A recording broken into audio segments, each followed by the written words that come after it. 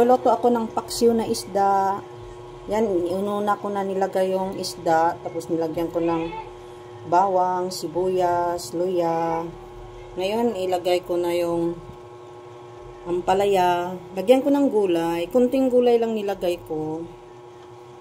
Yan siya. Tapos, talong. Yan, para masarap siya, maraming gulay. Okra. Yan. Yun. At least may okra. Mahal kasi yung gulay ngayon, guys. Kaya, ito lang okra ang nabili ko. Isang ano lang, tali, 10 piso yan. 5 piraso, 10 piso. 2 piso ang isa. Ayan. Yan siya, guys. Tapos ngayon, lagyan ko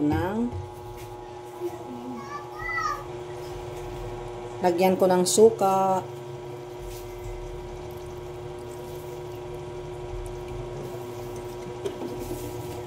Asin.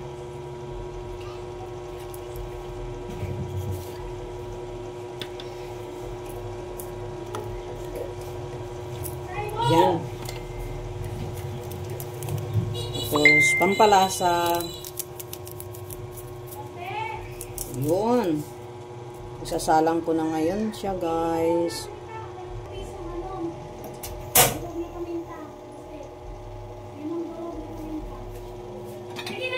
Takpan ko lang.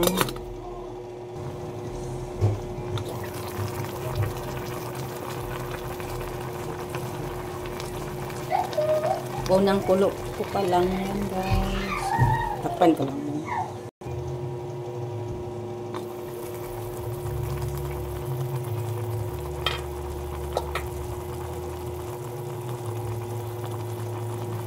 Ayan, luto na yan.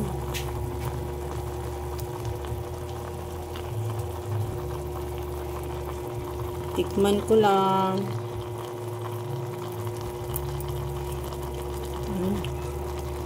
Sarap.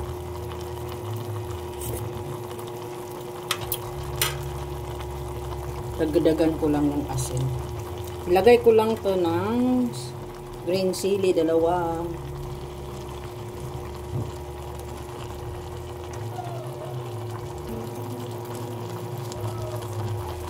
Masarap na siya, kailangan ko lang ng asin konti.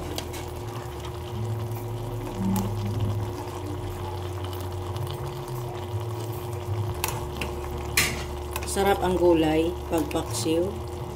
Kasi sinusuot yung sa loob ng gulay yung lasa ng paksiw. Kaya masarap. Ayan. Lagyan ko konting mantika. Ganyan ako magpaksiw. Lagyan ko ng konting mantika, pampalasa din. Takpan ko lang konti. Maluto yung green chili.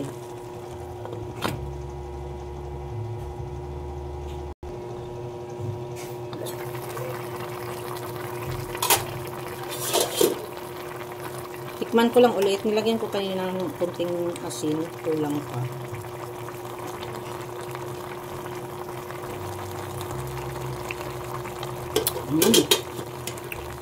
Sarap siya. Maasim-asim. Pero masarap. Okay na to, guys. Kain na tayo. Nagugutom na ako sa amoy. Thank you, guys, for watching. Bye!